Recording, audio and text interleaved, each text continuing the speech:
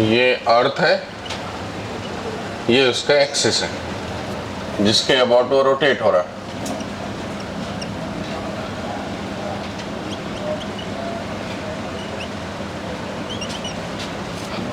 इसको कहा जाता है ज्योमेट्रिकल नॉर्थ, इसको कहा जाता है ज्योमेट्रिकल साउथ।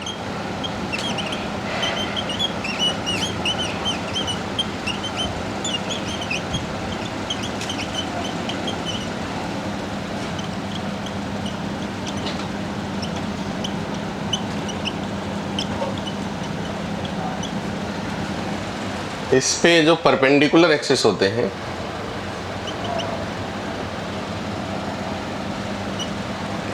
इसे कहा जाता है ज्योमेट्रिकल इक्वेटर। मैग्नेटिक नीडल के हिसाब से पता चला कि जो मैग्नेटिक फील्ड लाइंस है अर्थ के अराउंड, वो उसकी जो एक्सिस है वो इस ज्योमेट्रिकल एक्सिस से कुछ एंगल पे आता है। ये हुआ ज्योमेट्रिकल एक्सिस और इस एक्सिस को कहते हैं मैग्नेटिक एक्सिस।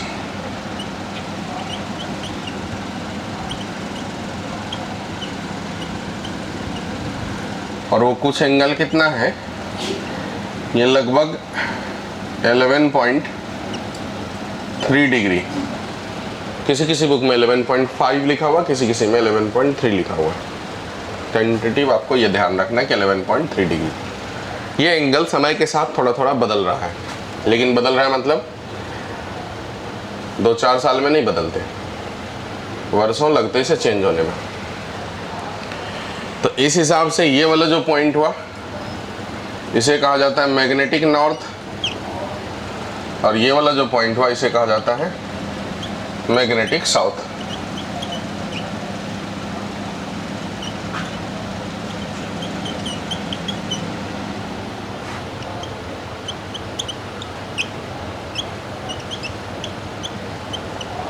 जो मैग्नेटिक नॉर्थ है वो ज्योमेट्रिकल नॉर्थ के बाजू में, और जो मैग्नेटिक साउथ है वो ज्योमेट्रिकल साउथ के बाजू में।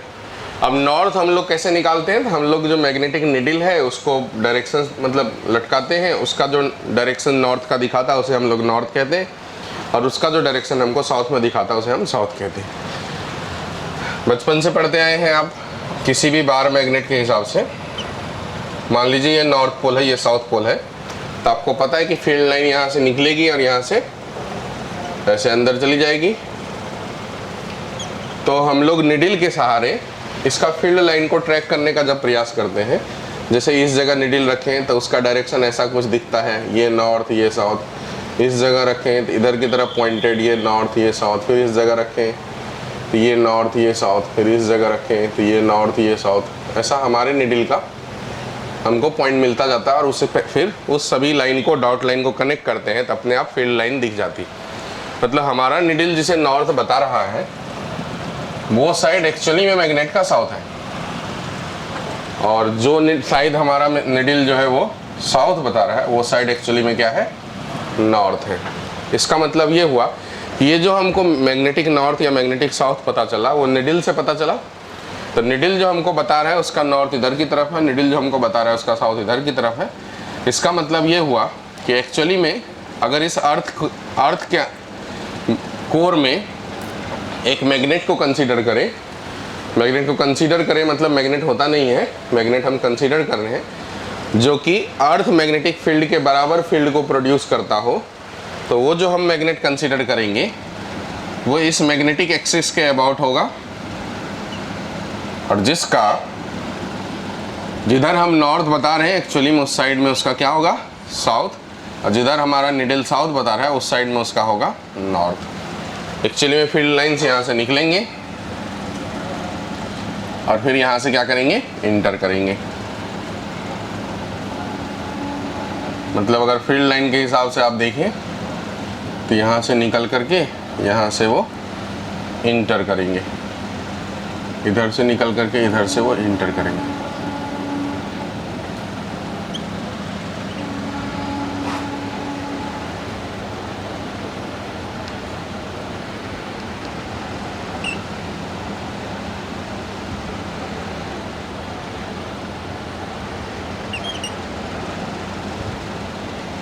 ऐसे टाइप का। तो हमारा नीडल जिधर की तरफ नॉर्थ बता रहा है उस साइड हम नॉर्थ बता रहे हैं, बट वो क्या है, अर्थ मैग्नेट का साउथ पोल है, और जिधर हम लोग साउथ बता रहे हैं उधर अर्थ मैग्नेट का क्या है। अच्छा, ये फील्ड लाइंस जनरेट क्यों हुआ? तो अर्थ के अंदर बहुत सारे प्रॉपर्टीज है। कभी कभी वो जो है कंडक्टर की तरह काम करता है, वो चार्ज स्टोर करने के रूप में, कैपेसिटर के रूप में भी काम करता है, ऐसे ही वो मैग्नेट के रूप में भी काम करता है। क्यों करता है? तो उसके पीछे बहुत सारे कारण दिए गए, जिसमें से सबसे सॉलिड कारण ये है कि अभी तक के हिसाब से कि अर्थ जो है रोटेट हो रहा है, और अर्थ के अंदर बहुत सारे आयंस और मेटल है जो कि घूम रहे हैं, तो उसका चार्ज भी घूम रहा है, और चार्ज के घूमने से एक करंट कैरिंग लूप जनरेट हो गया, जो कि अपने आप में एक डाइपोल होता है, तो वो मैग्नेटिक फील्ड जनरेट करता है। तो यही सबसे सॉलिड कारण है अभी तक के हिसाब से, जिसके वजह से अर्थ अपने आसपास मैग्नेटिक फील्ड को प्रोड्यूस कर रहा है। और वो फील्ड लाइन एक्चुअली में इस प्रकार से एग्जिस्ट करती है, जिसे हम दिखाते हैं। हम लोग अगर निडल लेकर के मान लीजिए यहाँ पर खड़े हो गए, तो हमारा जो नॉर्थ दिखा रहा है वो साइड अर्थ फील्ड के हिसाब से, अगर अर्थ के कोर में एक मैग्नेट कंसीडर करें, ये ध्यान रखिए मैग्नेट होता नहीं है, हमने इसे कंसीडर करे हैं, और ये मैग्नेट का जो वैल्यू है वो उतना ही कंसीडर करे हैं इफेक्टिव जितना कि एक्चुअली में होता है। तो ऐसा एक मैग्नेट कंसीडर करें, और जिस मैग्नेट को हमने कंसीडर करे उसका साउथ मैग्नेटिक नॉर्थ की तरफ होगा, और उसका नॉर्थ मैग्नेटिक साउथ की तरफ होगा। अब जब आप मैग्नेटिक निडल लेकर के घूमते रहेंगे तो आपको ये समझ में आएगा कि चूंकि ये एक्सिस इस वाले एक्सिस से थोड़ा सा एंगल पे है, तो जैसे एंगल पे है उतने ही एंगल पे एक और एक्सिस अगर अपन ने मैग्नेटिक एक्सिस के परपेंडिकुलर ड्रॉ करने का प्रयास करें, तो इसे जैसे कि ज्योमेट्रिकल इक्वेटर कहते हैं, इसे कौन सा इक्वेटर कहेंगे? मैग्नेटिक इक्वेटर कहेंगे। तो जब निडल लेकर के हम लोग, निडल मतलब एक होता है कंपास और एक होता है जो फ्रीली चारों तरफ रोटेट हो सके 360 डिग्री में, वर्टिकल प्लेन में भी, हॉरिजॉन्टल प्लेन में भी, किसी एंगल में भी, वैसा निडल लेके घूमते रहेंगे तो अपन को पता चलेगा कि जब अपन ये साउथ पोल के आसपास है, ये एग्जैक्टली साउथ पोल पे है, तो हमारा निडल का डायरेक्शन ऐसा दिखेगा। ये ऊपर की तरफ हमको नॉर्थ दिखाएगा, नीचे की तरफ हमको साउथ दिखाएगा। ऊपर की तरफ हमको किधर क्या दिखाएगा? नॉर्थ, नीचे की तरफ साउथ। इसका मतलब ये है कि अपन कौन से पोल पे हैं? साउथ पोल पे। जैसे जैसे अपन आगे जाते रहेंगे इक्वेटर पे पहुंच जाएंगे, इक्वेटर पे अर्थ सरफेस के हॉरिजॉन्टल हो जाएगा, मतलब ये जो ऐसा दिख रहा था वो धीरे धीरे धीरे धीरे धीरे आगे जाकर के ऐसा हो जाएगा, अर्थ सरफेस के बिल्कुल हॉरिजॉन्टल। फिर थोड़ा और आगे चलते जाएंगे, जैसे जैसे जैसे जैसे हम मैग्नेटिक नॉर्थ की तरफ जाते हैं वैसे वैसे वैसे वैसे ये नीचे जाता है, नीचे जाता है। जब नॉर्थ पॉइंट पे पहुंच जाएंगे तो ऐसे वर्टिकल हो जाएगा, जिसका नॉर्थ पॉइंटेड किधर की तरफ होगा? नीचे की तरफ। ठीक है, इसका मतलब ये हुआ कि, अच्छा अपन आगे पढ़ेंगे, वैसे आप सब जानते होंगे कि हॉरिजॉन्टल के साथ जो इंक्लाइनेशन होता है उसे एंगल ऑफ डिप कहते हैं। तो अगर अपन अर्थ के साउथ साइड में है तो वो एंगल ऑफ डिप ऊपर की तरफ होगा, मतलब हॉरिजॉन्टल से ऊपर, और अर्थ के नॉर्थ साइड में है तो वो एंगल ऑफ डिप नीचे की तरफ होगा। मतलब एक निडल आपको बता सकता है कि अर्थ के आप कौन से साइड में है, बीच में इक्वेटोरियल लाइन गया उसके नॉर्थ पार्ट में है या फिर साउथ पार्ट में। तो कंप्लीट वर्टिकल कहाँ पे हो जाएगा? पोल पे। कौन कौन से पोल पे? नॉर्थ पोल पे और साउथ पोल पे। और कंप्लीट हॉरिजॉन्टल कहाँ पे हो जाएगा? कौन से इक्वेटर पे? मैग्नेटिक इक्वेटर पे। ठीक है, और वो भी कौन से मतलब पोल पे वर्टिकल होगा? ज्योमेट्रिकल या मैग्नेटिक? मैग्नेटिक पोल पे वर्टिकल होगा। तो जो हमारा निडल है vertically downward at magnetic north and vertically upward at magnetic south. ठीक है, और हॉरिजॉन्टल कहाँ पे? एट मैग्नेटिक इक्वेटर पे होगा। बराबर, इतनी बात जम गया। लिखते हैं थोड़ा सा।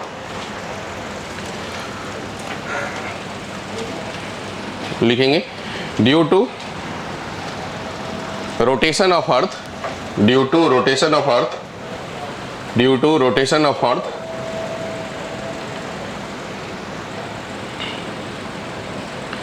ions or metal present inside the earth also rotate.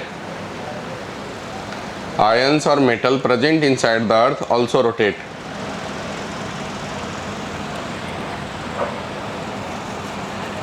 And it produced effective loop current.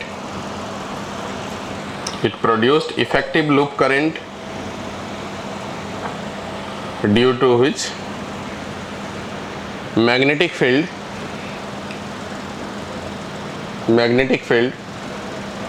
created around earth.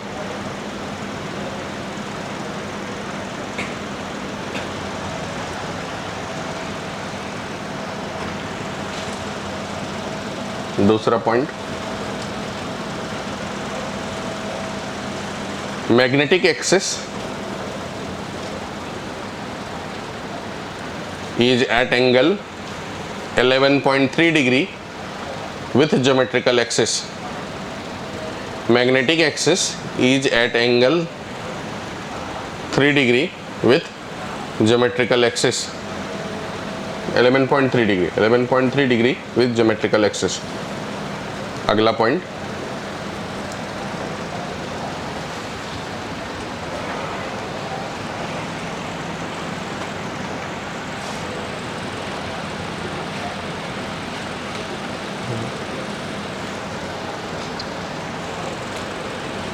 South pole of virtual bar magnet inside the core of earth. South pole of virtual bar magnet inside the core of earth is placed towards magnetic north. Is placed मत करिए, is बस towards magnetic north. Is towards magnetic north and north towards magnetic south. North toward magnetic south. North towards magnetic south.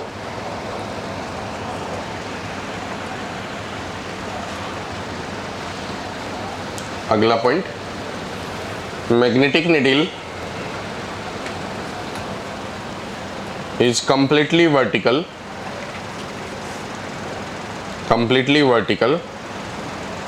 at poles.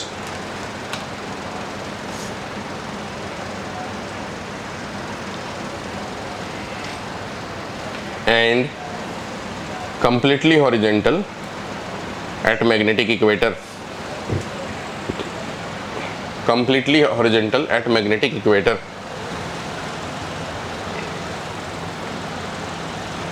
नीचे लिख देंगे at north pole, at north pole vertically downward,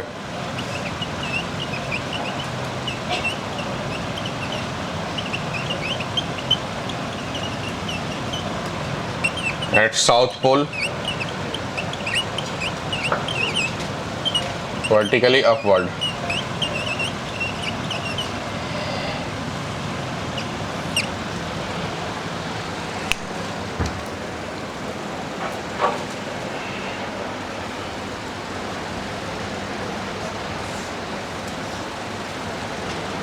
इसका मतलब ये हुआ कि north pole पे जो एंगल ऑफ डिप है और साउथ पोल पे जो एंगल ऑफ डिप है वो दोनों 90 डिग्री है.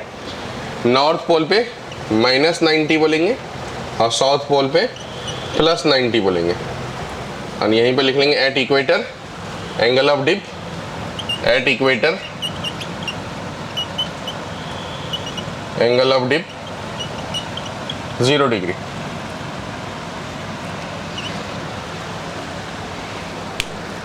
अब नीचे ये डायग्राम बनाइए. इस प्लेन पे जो हमने अर्थ बनाए वो उसका आधा हिस्सा इस साइड से है और आधा बोर्ड के पीछे. बॉल जैसा कुछ। तो अगर मान लीजिए उस पे इस जगह का कोई पॉइंट मैं कंसिडर कर लूँ अर्थ सरफेस पे, तो यहाँ एक ऐसा प्लेन, वैसे किसी पॉइंट से कितने प्लेन पास कर सकते हैं? इनफाइनाइट। जैसे इस पॉइंट से कितने प्लेन पास करते हैं? ऐसे भी, ऐसे भी, ऐसे भी, कैसे भी, इनफाइनाइट नंबर ऑफ प्लेन पास कर सकते हैं किसी एक पॉइंट से। 3 पॉइंट मिला के एक प्लेन, लेकिन एक पॉइंट से इनफाइनाइट प्लेन। तो यहाँ का मैंने पॉइंट पकड़ लिया, तो ऐसा प्लेन जिसमें कि ये पॉइंट रहे, साथ में ये मैग्नेटिक नॉर्थ वाला पॉइंट रहे और ये मैग्नेटिक साउथ वाला पॉइंट रहे। मतलब ऐसा एक प्लेन जिसमें ये पॉइंट और ये पॉइंट पास करे, उस प्लेन को कहते हैं हम लोग मैग्नेटिक मेरिडियन। फिर मान लीजिए यहाँ का पॉइंट पकड़ लिए, तो ये पॉइंट और ये पॉइंट, ये तीनों को मिला करके पास होने वाला एक प्लेन मैग्नेटिक मेरिडियन कहलाएगा। फिर कभी यहाँ का पॉइंट पकड़ लिए, तो ये पॉइंट और ये पॉइंट, ऐसा कोई प्लेन जिसमें कि ये भी लाई करता हो, ये भी लाई करता हो, तीनों को लाई करने वाला प्लेन जो है मैग्नेटिक मेरिडियन कहलाएंगे। उसी तरीके से यहाँ का कोई पॉइंट पकड़ लेंगे, अगर एकदम इस जगह का पॉइंट पकड़ लेंगे तो यही प्लेन जो है मैग्नेटिक मेरिडियन हो जाएगा। तो मैग्नेटिक मेरिडियन कहने का मतलब एक ऐसा प्लेन जहाँ पे जो कि मैग्नेटिक नॉर्थ, मैग्नेटिक साउथ और वो पॉइंट जहाँ पर कि आप ड्रॉ कर रहे हैं, ये तीनों से पास करता हुआ है नजर आए, वही प्लेन को कहते हैं हम लोग मैग्नेटिक मेरिडियन। इसको निकालने का सिंपल तरीका होता है कि आप निडिल को लटका दीजिए, निडिल जिधर आपको दिख गया वहाँ एक वर्टिकल प्लेन ड्रॉ कर लेंगे, वही प्लेन मैग्नेटिक मेरिडियन का होगा। क्यों होगा? क्योंकि जैसे कि मान लीजिए हमारे पास ये निडिल है, हमने इसको लटका दिए और ये ऐसे घूमते घूमते घूमते घूमते घूमते घूमते ऐसा हो गया। इसका मतलब ये हुआ कि ये कह रहा है कि ये पॉइंट जहाँ पर आपने लटका है वो तो पॉइंट यही है, नॉर्थ डायरेक्शन ये दे दिया, साउथ डायरेक्शन ये दे दिया, तो इसका मतलब मैग्नेटिक नॉर्थ इस तरफ कहीं अर्थ पे है और मैग्नेटिक साउथ इस तरफ कहीं अर्थ पे है। तो यहाँ अगर कोई वर्टिकल प्लेन हमने ड्रॉ कर दिए, अपने आप वो प्लेन मैग्नेटिक नॉर्थ से पास कर गया और मैग्नेटिक साउथ से पास कर गया और ये पॉइंट से भी पास कर गया, तो तीनों पॉइंट से पास कर गया। इसका मतलब यही मैग्नेटिक मेरिडियन है। इसका मतलब मैग्नेटिक निडिल को आप कहीं पर भी लटका दीजिए, वो जिस डायरेक्शन में आपको दिख जाए वहाँ एक वर्टिकल प्लेन ड्रॉ करना है, सीधा सीधा वो मैग्नेटिक कैसा होगा? मेरिडियन का प्लेन होगा। या फिर दूसरा तरीके से इसको अगर आप याद रखें तो ऐसा है कि मैग्नेटिक निडिल ऑलवेज सेटल होता है मैग्नेटिक मेरिडियन वाले प्लेन में, वो किसी और प्लेन में सेटल हो ही नहीं सकता जब तक कि आप एक्सटर्नल कोई फील्ड से उसे इफेक्ट ना करें। एक्सटर्नल कोई फील्ड से इफेक्ट कर देंगे और दूसरा बार मैग्नेट यहाँ ला करके रख देंगे तो फिर ये इफेक्ट हो जाएगा। लेकिन एक्सटर्नल फील्ड अगर नहीं है, सिर्फ और सिर्फ अर्थ मैग्नेटिक फील्ड है, चाहे वो हॉरिजॉन्टल कंपोनेंट या वर्टिकल कंपोनेंट, तो ऑलवेज सेटल होगा कौन से प्लेन में? मैग्नेटिक मेरिडियन वाले प्लेन में। तो ऐसा प्लेन जो कि पर्टिकुलर पॉइंट से मैग्नेटिक नॉर्थ और मैग्नेटिक साउथ तीनों से पास करता हो, उसे कहते हैं हम लोग मैग्नेटिक मेरिडियन। और ऐसे इनफाइनाइट प्लेन पॉसिबल है, एक पर्टिकुलर पॉइंट पे एक ही ऐसा प्लेन पॉसिबल है, लेकिन अर्थ सरफेस पे ऐसे कितने प्लेन पॉसिबल है? इनफाइनाइट। जैसे अभी मैंने थोड़ी देर पहले बोला कि एक पॉइंट से इनफाइनाइट प्लेन पॉसिबल है, लेकिन 3 पॉइंट से एक ही प्लेन जाएगा। ठीक है, तो यहाँ तो 3 पॉइंट है ना, 3 पॉइंट कॉमन होना चाहिए। कौन कौन सा point? Magnetic north, magnetic south और वो पर्टिकुलर पॉइंट। तो इसका मतलब 3 पॉइंट मिला करके एक ही प्लेन, तो एक पर्टिकुलर प्लेन पॉइंट पे एक ही मैग्नेटिक मेरिडियन प्लेन पॉसिबल है। फिर कोई दूसरा पॉइंट पे जाएंगे तो दूसरा ही एक और प्लेन उस पर्टिकुलर पॉइंट पे पॉसिबल है, मैग्नेटिक मेरिडियन हो। ऐसे प्लेन बहुत सारे पॉसिबल, लेकिन उसमें से मैग्नेटिक मेरिडियन वाली प्लेन एक ही पॉसिबल है। और ऐसे अर्थ पे कितने पॉइंट हो सकते हैं? इनफाइनाइट। इसीलिए कितना मैग्नेटिक मेरिडियन वाली प्लेन पॉसिबल है? Infinite number of magnetic meridian वाली प्लेन पॉसिबल है पूरे अर्थ पे। बट अर्थ के किसी पर्टिकुलर एक पॉइंट पे कितने मैग्नेटिक मेरिडियन वाली प्लेन पॉसिबल है? एक ही पॉसिबल है। क्या ये बात आपको जम गया? इसी प्रकार से ज्योमेट्रिकल मेरिडियन होता है। तो ज्योमेट्रिकल मेरिडियन कहने का मतलब वो पॉइंट ज्योमेट्रिकल नॉर्थ और ज्योमेट्रिकल साउथ, जहाँ से मतलब तीनों से पास करने वाला प्लेन को हम कहते हैं ज्योमेट्रिकल मेरिडियन। ठीक है, लिखते हैं फिर मैग्नेटिक मेरिडियन के बारे में। द प्लेन पासिंग थ्रू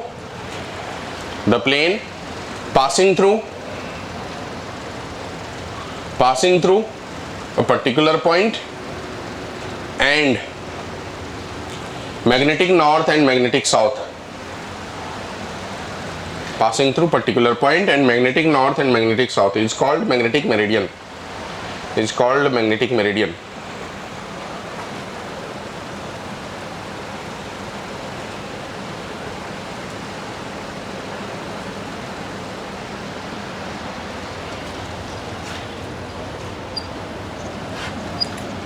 दूसरा लिखेंगे ज्योमेट्रिकल मेरिडियन।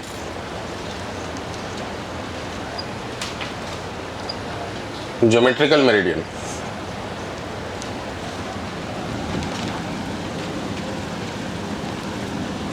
इसके बारे में लिखेंगे the plane passing through the particular point and geometrical north and geometrical south. Particular point and geometrical north and geometrical south.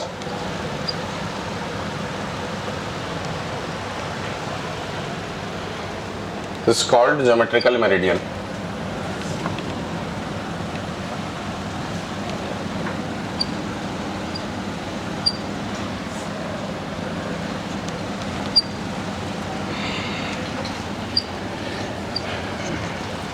फिर लिखेंगे infinite number of magnetic meridian and geometrical meridian possible on earth surface.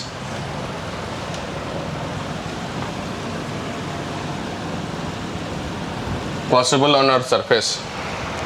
Infinite number of magnetic meridian and geometrical meridian possible on Earth's surface, but at a particular fixed point.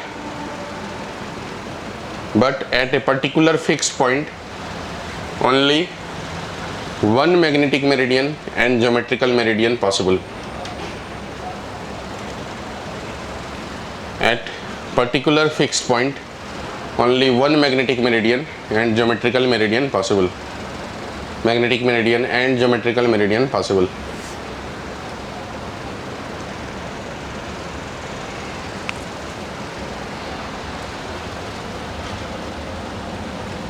अगला point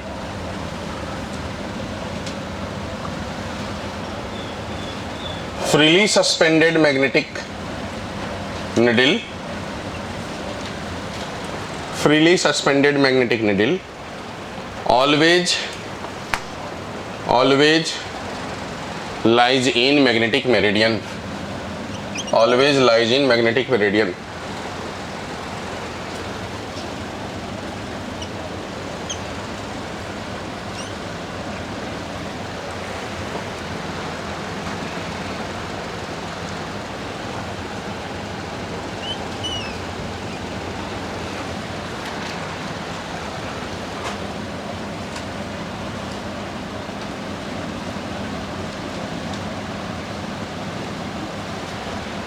ऐसे दो plane है किसी particular point पे,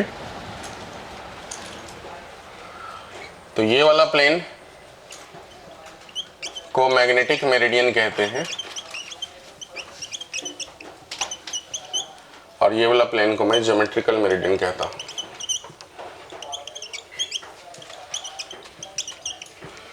geometrical meridian और magnetic meridian के बीच का जो एंगल है इसे कहा जाता एंगल ऑफ डिक्लाइनेशन।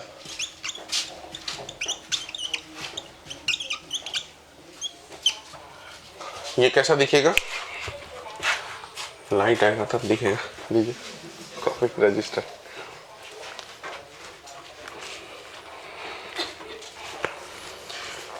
जैसे कि इस पॉइंट पे हमको ड्रॉ करना है, ये पॉइंट पे, तो हमने मैग्नेटिक निडल सीधा सीधा लटकाए और मैग्नेटिक निडल जो है मान लो थोड़ी देर के लिए कि वो ऐसा हो गया, ऐसे ऐसे ऐसे टाइप के प्लेन में दिख रहा। अब वो नीचे भी हो सकता है, ऊपर भी हो सकता है, पर ऐसा दिख रहा। तो वहाँ एक मैंने वर्टिकल प्लेन ड्रॉ किया, वो ये प्लेन। तो इसका मतलब ये कौन सा प्लेन हो गया, मैग्नेटिक मेरिडियन वाली प्लेन हो गया। ठीक है, ये वाली प्लेन। और इसी पॉइंट पे इसका मतलब ये पॉइंट, और इधर इस साइड में कहीं मैग्नेटिक नॉर्थ होगा और इस साइड में कहीं मैग्नेटिक साउथ होगा, उसका ये प्लेन है। इसी पॉइंट पे उसके बाजू में कहीं ज्योमेट्रिकल नॉर्थ था, ज्योमेट्रिकल साउथ था, तो वो दूसरा point geometrical north, geometrical south और ये पॉइंट को मिलाने वाला है एक और प्लेन हमारे पास ऐसा हो गया। तो ये वाला प्लेन जो होगा वो कौन सा प्लेन कहलाएगा, ज्योमेट्रिकल मेरिडियन। और ये वाली जो प्लेन है वो कौन सा प्लेन कहलाएगा। इस ज्योमेट्रिकल मेरिडियन और मैग्नेटिक मेरिडियन के बीच का जो एंगल अपन को दिख रहा है यही एंगल जो है वो एंगल ऑफ डिक्लाइनेशन है। ठीक है, मैग्नेटिक फील्ड इस प्लेन में नहीं रहता। मैग्नेटिक फील्ड कौन से प्लेन में रहता है? मैग्नेटिक मेरिडियन वाली प्लेन में। तो जो निडल हमको हॉरिजॉन्टल से नीचे या हॉरिजॉन्टल से ऊपर दिखेगा वो हमको कहाँ पर दिखेगा? कौन से प्लेन में? इस वाले प्लेन में। तो नेट मैग्नेटिक फील्ड अर्थ का इसी प्लेन में दिखने वाला हो सकता है। अगर ये जहाँ पर हम लोग हैं, अगर ये मैग्नेटिक इक्वेटर होता तो यहाँ पर निडल हमारा कंप्लीट हॉरिजॉन्टल हो जाता, और जहाँ पर हम लोग हैं अगर वो नॉर्थ साइड में होता, मतलब इक्वेटर के नॉर्थ साइड में अगर हम लोग हैं। वैसे हम लोग इक्वेटर के किधर है? नॉर्थ है कि साउथ है? पढ़े नहीं है आप लोग ज्योमेट्री। इक्वेटर के हम लोग नॉर्थ में, ठीक है, इक्वेटर हम लोगों के नीचे है। तो हम लोग जहाँ हैं वहाँ पर अगर आप मैग्नेटिक निडल लगाएंगे तो नॉर्थ साइड में जैसे गए तो निडल किधर आएगा? नीचे की अपवर्ड। एंगल देखो, अब मैंने पहले कराया था, तो नॉर्थ में जैसे जाते हैं, नॉर्थ पोल पे ऐसे वर्टिकली डाउनवर्ड हो जाता है, मतलब इक्वेटर से नॉर्थ की तरफ जैसे जैसे जाते हैं वैसे कैसे कैसे होता जाएगा? नीचे। और इक्वेटर से साउथ की तरफ जैसे जैसे जाएंगे वो अपवर्ड होता जाएगा। तो अभी अगर आपको अगर चेक करना होगा तो घर जाना, निडल लटका के देखना, तो आपको हॉरिजॉन्टल के बजाय ऐसा दिखेगा, एक छोटा सा, बहुत छोटा सा एंगल पे। ठीक है, तो अभी अगर ये मैग्नेटिक मेरिडियन है तो मैग्नेटिक मेरिडियन पे जो हमारा नेट मतलब निडल दिखेगा वो सपोज ऐसे एंगल पे एक दिख गया, ऐसे ऐसे ऐसे टाइप का, ऐसा ऐसा एक दिख गया। तो इसका मतलब ये हुआ कि net resultant earth magnetic field अभी यहाँ पर इस डायरेक्शन में। तो ये जो नेट रिजल्टेंट मैग्नेटिक फील्ड अभी अर्थ की वजह से इस पॉइंट पे इस डायरेक्शन में है, वो इस पॉइंट के हॉरिजॉन्टल के साथ जो एंगल फॉर्म करता है, ये वाला एंगल दिख रहा है, ये वाला एंगल, उस एंगल को कहते हैं एंगल ऑफ डिप। ठीक है, या एंगल ऑफ इंक्लाइनेशन। तो एंगल ऑफ डिप का मैग्नेटिक फील्ड से लेना देना है, बट एंगल ऑफ डिक्लाइनेशन का मैग्नेटिक फील्ड से लेना देना नहीं है। एंगल ऑफ डिक्लाइनेशन का प्लेन से लेना देना है। कौन कौन से प्लेन? ज्योमेट्रिकल मेरिडियन और मैग्नेटिक मेरिडियन के बीच में रहने वाला जो प्लेन है उसे कहते हैं हम लोग एंगल ऑफ डिक्लाइनेशन। तो एंगल ऑफ डिक्लाइनेशन बिल्कुल कंसेप्चुअली अलग चीज है और एंगल ऑफ डिप अलग चीज है। एंगल ऑफ डिप कहने का मतलब मैग्नेटिक मेरिडियन वाली प्लेन में net resultant magnetic field earth के द्वारा हॉरिजॉन्टल के साथ जो एंगल बनाता है उसे कहते हैं हम लोग एंगल ऑफ डिप। ठीक है, उसी के हिसाब से अभी इसी बी का जो दो कंपोनेंट जनरेट करेंगे हम लोग। अगर मान लो कि ये एंगल थीटा है तो बी का जो एक कंपोनेंट होगा ये वाला बी कॉस थीटा, और ये वाला जो कंपोनेंट होगा वो बी साइन थीटा हो जाएगा। ये वाला कंपोनेंट बी कॉस थीटा और ये वाला कंपोनेंट। तो जो अर्थ का horizontal component of magnetic field है वो कौन से प्लेन में हुआ? मैग्नेटिक मेरिडियन वाली प्लेन में कि ज्योमेट्रिकल मेरिडियन वाली प्लेन में? कौन से प्लेन में? कौन से प्लेन में? कौन से में प्लेन पे? मैग्नेटिक मेरिडियन वाली प्लेन पे। तो अर्थ का जो नेट रिजल्टेंट फील्ड है बी, उसका जो बी कॉस थीटा कंपोनेंट है, बी एच जिसको बोलते हैं अपन, हॉरिजॉन्टल अर्थ मैग्नेटिक फील्ड, वो मैग्नेटिक मेरिडियन वाली प्लेन में लाई करता है। लेकिन अर्थ का जो वर्टिकल कंपोनेंट है जिसको हम लोग बी साइन थीटा कहते हैं, B vertical, B V equal to B sine theta, वो कौन से प्लेन में है? वो दोनों प्लेन में, क्योंकि ये जो लाइन है ये कॉमन लाइन है, ज्योमेट्रिकल प्लेन का भी और मैग्नेटिक मेरिडियन वाली प्लेन का भी, दोनों का ये कॉमन लाइन है। ये जो वर्टिकल, ये जो कॉमन, ये जो एक्सिस दिख रहा है ये कॉमन लाइन है। तो यहाँ पर जो वर्टिकल कंपोनेंट है वो दोनों प्लेन में लाई करता है, मैग्नेटिक मेरिडियन वाली प्लेन में भी और ज्योमेट्रिकल मेरिडियन वाली प्लेन में भी। तो जैसे हमने इस कंपोनेंट का एक कंपोनेंट ये जनरेट कर दिए, अब ये कंपोनेंट वेक्टर के रिजोल्यूशन के हिसाब से इस कंपोनेंट का, अब चूंकि ये मैग्नेटिक मेरिडियन ज्योमेट्रिकल मेरिडियन के साथ एक एंगल बना रहा है जिसे एंगल ऑफ क्या कहते हैं हम लोग? डिक्लाइनेशन। अगर उसके हिसाब से सोचोगे तो ये कंपोनेंट का एक और हॉरिजॉन्टल और वर्टिकल जनरेट होगा कि नहीं होगा? ये जो बी एच है, बी एच बोले तो B sine theta cos theta, उसका एक और कंपोनेंट जनरेट होगा, ये वाला और ये वाला। इसका जो ये कंपोनेंट जनरेट करेंगे हम लोग, तो इसका B cos theta cos delta बराबर, और फिर B cos theta sine delta. वो जो होगा वर्टिकल, वो एक्चुअली में वर्टिकल नहीं है, वो इसके ऊपर वर्टिकल, मतलब ऐसा डायरेक्शन में आएगा बराबर, जो कि इसके ऊपर इस फील्ड का एक कंपोनेंट ये बना दिया और इसी फील्ड का एक कंपोनेंट ये बना दिया। तो वर्टिकल कंपोनेंट में उसका कोई रोल फिर भी नहीं है। इसका मतलब वर्टिकल कंपोनेंट दोनों प्लेन का अभी भी सेम है, बस हॉरिजॉन्टल कंपोनेंट दोनों प्लेन का अलग अलग हो गया। क्या ये बात आप समझ पाए? फिर से समझाता हूं मैं। ये हुआ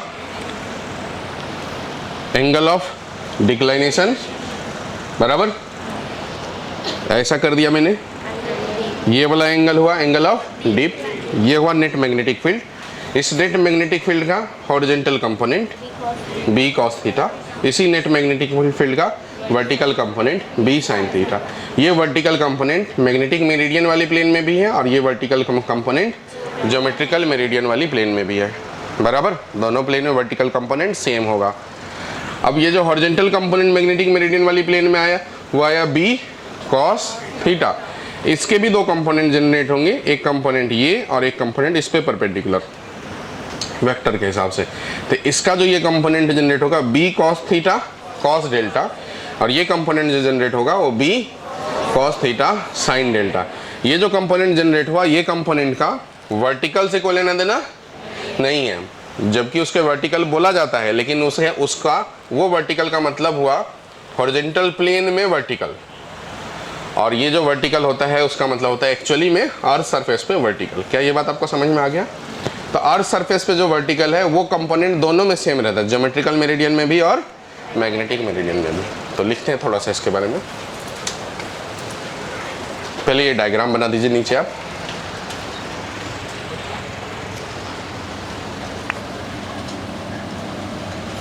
ये हुआ net magnetic field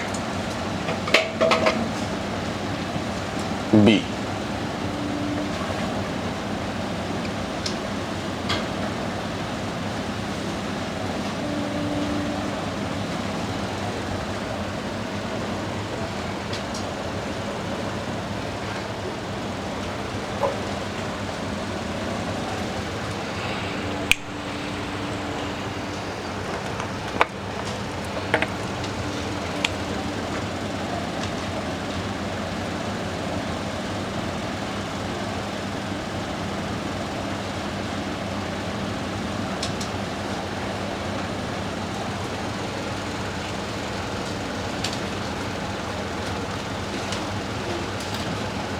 angle of dip और एंगल ऑफ इंक्लाइनेशन।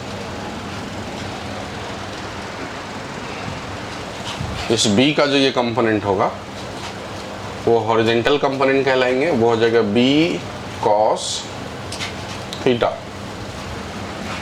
और ये जो होगा वो बी वर्टिकल हो जाएगा B sine theta.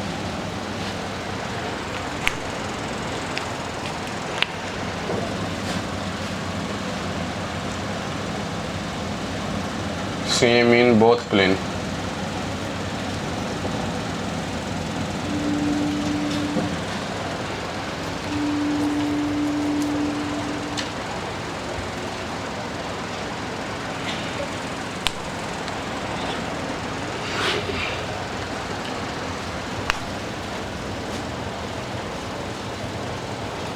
B H dash equal to B H cos delta,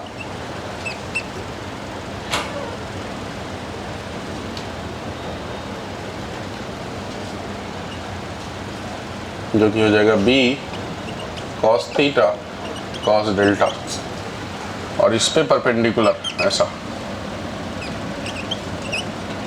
B V dash हो जाएगा बी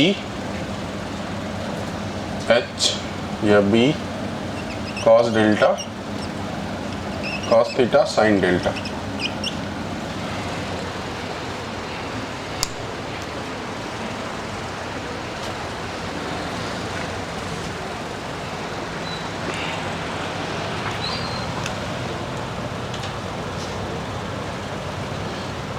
अगर हम लोग मैग्नेटिक मेरिडियन वाली प्लेन में आएंगे तो horizontal component B cos theta, vertical component B sine theta, और tan theta equal to B V by B H. और अगर हम लोग ज्योमेट्रिकल मेरिडियन में आएंगे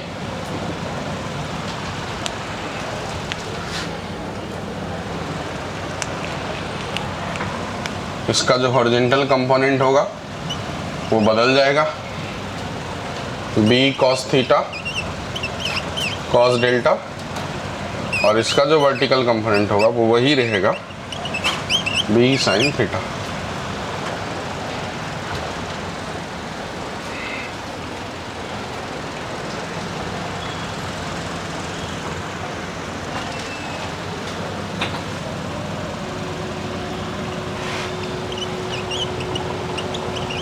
ten inverse B V by B H, इसे कहते हैं ट्रू एंगल ऑफ डिप।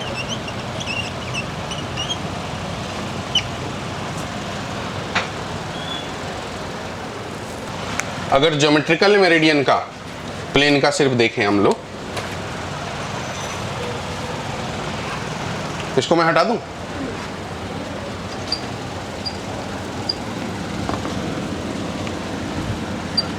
ऐसा मान लीजिए कि अगर मैंने एक प्लेन बनाया ज्योमेट्रिकल मेरिडियन वाले, सिर्फ इसी को देख रहा हूं, ज्योमेट्रिकल मेरिडियन वाली प्लेन है,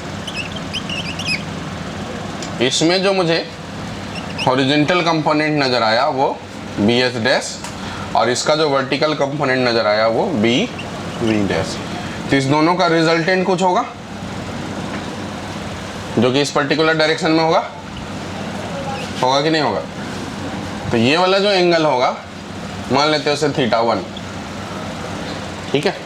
अगर हम लोग उसका रिलेशन निकालने का प्रयास करेंगे तो टेन थीटा 1 इक्वल टू क्या हो जाएगा, B V dash by B H dash. Tan theta 1 equal to B V dash by B H dash, और इस ज्योमेट्रिकल मेरिडियन वाली प्लेन में बी वी डैश का मतलब बी साइन थीटा, और बी एच डैश का मतलब B cos theta cos delta. तो यहाँ से बी और बी, और sine theta by cos theta को क्या बोलेंगे, टेन थीटा। तो यहाँ से एक रिलेशन हमको बनता हुआ दिख रहा है, tan theta 1 equal to tan theta by cos delta. अभी लिखना मत, अभी समझ लो पहले, नहीं तो बाद में फॉर्मूला भूल जाएंगे या कंफ्यूज हो जाएंगे। टेन थीटा 1 में ये थीटा 1 कौन सा एंगल है? वो एंगल जो हॉरिजॉन्टल के साथ नेट मैग्नेटिक फील्ड बनाया कौन से प्लेन में, ज्योमेट्रिकल मेरिडियन वाली प्लेन में, ठीक है। और टेन थीटा वाला ये जो थीटा है वो कौन सा एंगल है, एंगल ऑफ डिप है, जो एक्चुअली में ज्योमेट्रिकल मेरिडियन से नहीं है।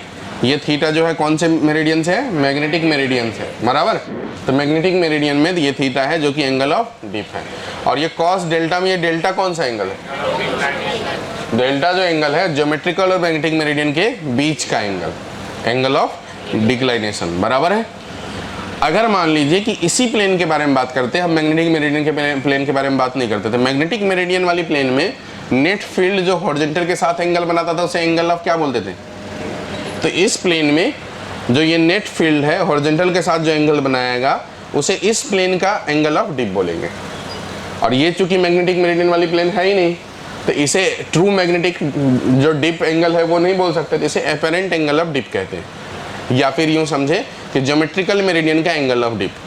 तो ऐसे ज्योमेट्रिकल मेरिडियन के जैसे और भी तो इनफाइनाइट नंबर ऑफ प्लेन हो सकते हैं एक पर्टिकुलर पॉइंट पे, हो सकते हैं ना। एक पर्टिकुलर पॉइंट पे एक मैग्नेटिक मेरिडियन वाली प्लेन होगी, एक ज्योमेट्रिकल मेरिडियन वाली प्लेन होगी, लेकिन इस दो को छोड़ के और भी इनफाइनाइट प्लेन हो सकते हैं जो कि ना तो मैग्नेटिक मेरिडियन होंगे ना ही, लेकिन वो सब प्लेन मैग्नेटिक मेरिडियन के साथ कुछ ना कुछ एंगल। तो अगर मैग्नेटिक मेरिडियन वाली ये प्लेन है और इस प्लेन में हमको एंगल ऑफ डिप निकालना है, तो हम लोग उसमें क्या यूज करेंगे, यहाँ जो थीटा आएगा थीटा 1 वो यहाँ यूज हो जाएगा, नेट मैग्नेटिक फील्ड जो हॉरिजॉन्टल के साथ एंगल बनाया वो यहाँ यूज हो जाएगा, मैग्नेटिक मेरिडियन वाली प्लेन में जो एक्चुअली में ट्रू एंगल ऑफ डिप है वो यहाँ यूज हो जाएगा, और ये वाला जो एंगल है प्लेन और मैग्नेटिक मेरिडियन का वो यहाँ यूज हो जाएगा। फिर ये प्लेन को बदल के ये वाला प्लेन कर दीजिए, ये वाला एंगल बदल जाएगा, उससे ये थीटा 1 भी बदल जाएगा। थीटा तो नहीं बदलेगा, थीटा तो मैग्नेटिक मेरिडियन के लिए डिफाइन है, बराबर। पर जैसे जैसे आप इसे बदलते जाओगे ये बदलता चला जाएगा, हाँ कि नहीं, बोलो बताओ। तो ये एक रिलेशन हो गया जो कि आगे चल करके बहुत काम आने वाला है, जिसमें किसी भी प्लेन के लिए जो नेट फील्ड हॉरिजॉन्टल के साथ बनाता है एंगल उसे कहते हैं एपेरेंट एंगल ऑफ डिप। जिसमें थीटा है ट्रू डिप, सच्चा प्यार, और जो डेल्टा है वो क्या है, ये है वो प्लेन और मैग्नेटिक मेरिडियन के बीच का एंगल। यहाँ पर हम ज्योमेट्रिकल प्लेन की बात करते हैं, ज्योमेट्रिकल मेरिडियन की बात करते हैं, इसलिए ये एंगल ऑफ डिक्लाइनेशन है। लेकिन ज्योमेट्रिकल मेरिडियन के अलावा कोई और प्लेन हो जाएगा तो वो प्लेन और मैग्नेटिक मेरिडियन के बीच का एंगल। ये डेल्टा क्या है, angle between plane and magnetic meridian. क्या ये बात आपको समझ गया? अब इसके बेसिस पे अगर मैंने दो अलग अलग प्लेन कंसीडर किया, अभी लिखना मत, बाद में लिखेंगे। अगर मैंने दो अलग अलग प्लेन कंसीडर किया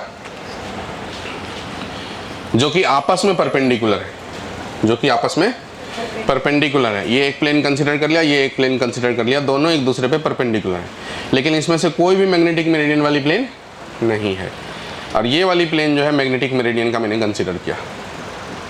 तो इस प्लेन में जो एंगल ऑफ डिप होगा वो ट्रू एंगल ऑफ डिप होगा। इस प्लेन में जो एंगल ऑफ डिप होगा उसे थीटा 1 कह देते हैं, और ये वाला प्लेन में जो एंगल ऑफ डिप होगा उसे थीटा 2 कह देते हैं। तो अब बताओ कि ये पहला प्लेन मैग्नेटिक मेरिडियन के साथ अगर डेल्टा एंगल बनाया तो ये दूसरा प्लेन इसके साथ कितना एंगल बनाएगा, 90 माइनस डेल्टा, और वो यहाँ यूज कर लेंगे हम। अगर हम उसको यूज करेंगे दो अलग अलग प्लेन जो कि आपस में परपेंडिकुलर प्लेन हो, अगर ऐसा हमने ले लिए तो एक प्लेन में tan theta 1 equal to tan theta by cos delta use हो जाएगा, और दूसरे प्लेन में tan theta 2 equal to tan theta by cos 90 minus delta use हो जाएगा, बराबर। कॉस 90 माइनस डेल्टा मतलब, और यहाँ से ये कॉस डेल्टा इक्वल टू हो गया ten theta by ten theta 1, और यहाँ से साइन डेल्टा इक्वल टू हो गया ten theta by ten theta 2। आपको पता है sine square theta plus cos square theta 1 होता है। अगर हम इसे स्क्वायर करके ऐड कर दे तो 1 हो जाएगा, मतलब tan square by tan square by tan square equal to 1 होगा। तो ये कुल मिलाकर के कैसा होने वाला, दोनों को स्क्वायर करके ऐड कर देंगे तो ऊपर में टेन स्क्वायर थीटा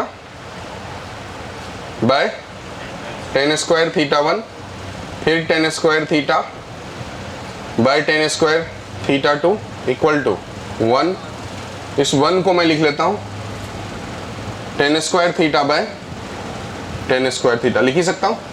ऊपर का टेन स्क्वायर थीटा कैंसिल हो गया तो 1 बाय टेन स्क्वायर थीटा 1 बचेगा, plus 1 by tan square theta 2 equal to 1 by tan square. 1 by 10 को क्या कहते हैं, कॉट, तो इसका मतलब ये हो जाएगा cot square theta 1 plus equal to cot square theta. तो ये एक रिलेशन आ गया जिसमें थीटा 1 और थीटा 2 क्या हो गया, एपरेंट एंगल ऑफ डिप किस प्लेन में, वो प्लेन जो आपस में क्या हो, परपेंडिकुलर हो, बराबर। तो जो फाइनल एक रिलेशन आ गया वो हमारे पास आ गया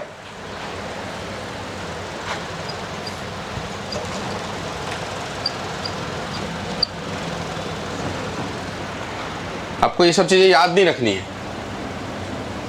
हमारे पास जो रिलेशन आ गया वो आ गया cot square theta 1 plus cot square theta 2 equal to cot square theta, जिसमें थीटा 1 क्या है, एपरेंट डिप इन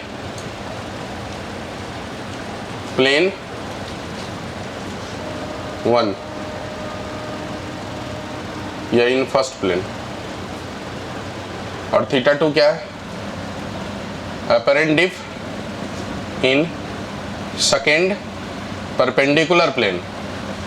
ये सब रिलेशन तभी वैलिड है जब दोनों प्लेन आपस में क्या हो, परपेंडिकुलर, अदरवाइज ये रिलेशन वैलिड नहीं होगा। फिर कुछ और रिलेशन बनेंगे पर ये नहीं बनेंगे। और ये जो थीटा है वो क्या है, ट्रू डिप। और ये रिलेशन इंपॉर्टेंट है जैसा कि आप सब जानते भी होंगे, इस पे नीट में 2 बार सवाल आए हैं।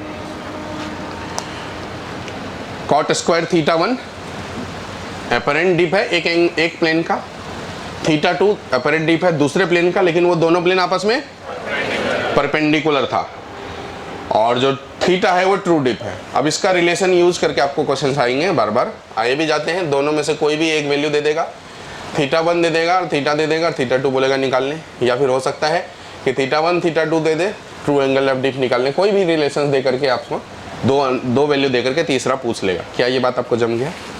इस रिलेशंस में देखिए फाइनली बाद में ये डेल्टा उल्टा काम आया क्या? नहीं आया, कैंसिल हो गया, कोई चीज़ काम का नहीं, बस सीधा सीधा ये फॉर्मूला आपके काम का है। ये चीज़ आपको ध्यान रहना चाहिए और ये चीज़ आपको ध्यान रहना चाहिए। ये जो डेरिवेशन हमने किया आपको समझाने के लिए किए, ताकि आपको फील आ जाए कि क्यों ऐसा हो रहा है, ये रिलेशंस बाद में हमको क्यों याद रखना है और कैसे कैसे होता है। बट आपके नोट में इतना रह जाएगा, इतना रह जाएगा तो काम हो जाएगा। ठीक है, तो अगला पॉइंट लिखेंगे।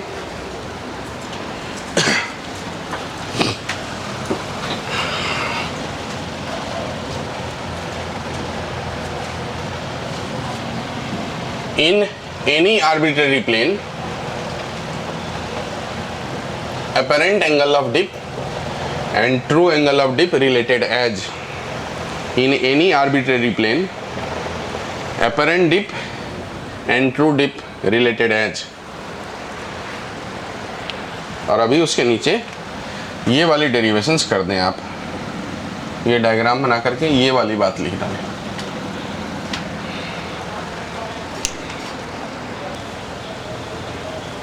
Two planes are perpendicular to each other. If two planes are perpendicular to each other,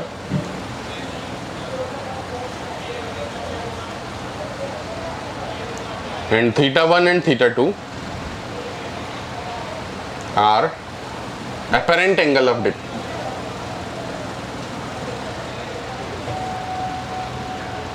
then true dip is related as. और नीचे ये वाला फॉर्मूला लिख लेंगे।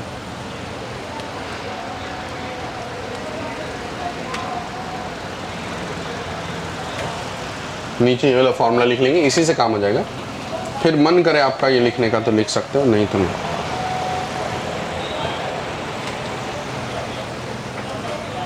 कितना से काम हो जाएगा, कॉपी का ज़्यादा वजन बढ़ाने से काम नहीं होगा।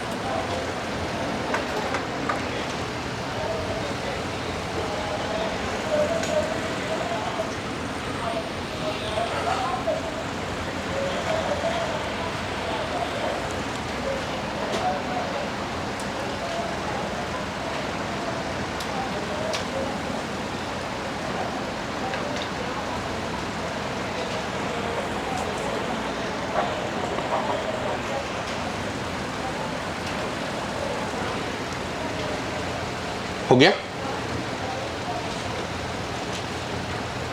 आज बस इतना ही।